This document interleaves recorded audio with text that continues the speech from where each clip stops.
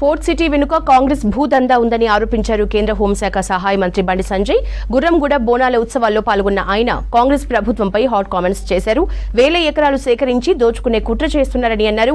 భూముల అన్యాక్రాంతంపై శ్వేతపత్రం ఎందుకు విడుదల చేయట్లేదని సంజయ్ ప్రశ్నించారు. ధరణిపై వేసిన కమిటీ ఏం తేల్చిందని ప్రశ్నించారు.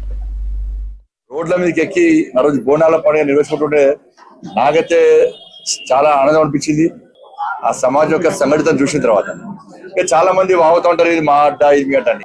ఏ పండుగ వచ్చినా కూడా ఇలా ఎంఐఎం అనేటువంటి ఒక మూర్ఖత్వ పార్టీకి కుమ్ము కాసే పరిస్థితి. కొన్ని వాళ్ళు ఉన్న ముస్లిం సమాజం గురించి అభివృద్ధి గురించి మాట్లాడతారా, పాత బస్తీ అభివృద్ధి గురించి మాట్లాడతారా అంటే గోడ మీద పిల్లలు వాళ్ళు గోడ మీద చూడ అధికారంలో ఏ పార్టీ ఉంటే ఆ పార్టీ దూకుతారు. దేనికోసం దూకుతారంటే ఓవైసీ వాళ్ళ కుటుంబ సభ్యుల వాళ్ళు సంపాదించిన ఆస్తులు కాపాడుకోవడానికి, వాళ్ళ వ్యాపారాలు సజావుగా సాగడానికి, అంతే తప్ప ఇంతవరకు ఓల్డ్ సిటీని న్యూ సిటీ చేయాలని చెప్పి ఆలోచన రాలే. మాకు వచ్చింది మత విద్వేషాలు రగిలించడానికి బహిరంగ సభ పెట్టమన్నారు, కానీ ఎక్కడ మత విద్వేషాలు రగడానికి కోరుకున్నది బీఆర్ఎస్ పార్టీ, ఎంఐఎం పార్టీ. అప్పుడు కానీ ప్రశాంతమైన వాతావరణంలో మేము బహిరంగ సభ నిర్వహించినాం. మా దమ్మెంతో చూపెట్టినాం. మాకు అడ్డా అనుకునేటువంటి విర్రవీగే ఎంఐఎం పార్టీకి ఇది మీ అడ్డ కాదురా భయ్, ఇది మా అడ్డ, మా అందరి అడ్డ అని చెప్పుకునేటువంటి ధైర్యాన్ని హిందూ సమాజం చూపెట్టింది. ఆడ హిందూ యువకులు వచ్చిన రోజు మేము పోయి ఏం మాట్లాడినాం, ఓల్డ్ సిటీ న్యూ సిటీ ఇస్తామన్నాం.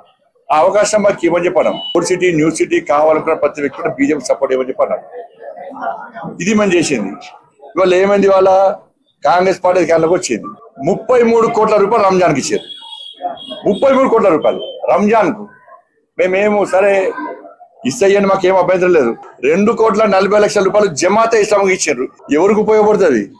ముస్లిం పేదలకు ఉపయోగపడుతుందా? ముస్లిం సమాజానికి ఉపయోగపడుతుందా? ఎవరికి ఉపయోగపడుతుంది అది?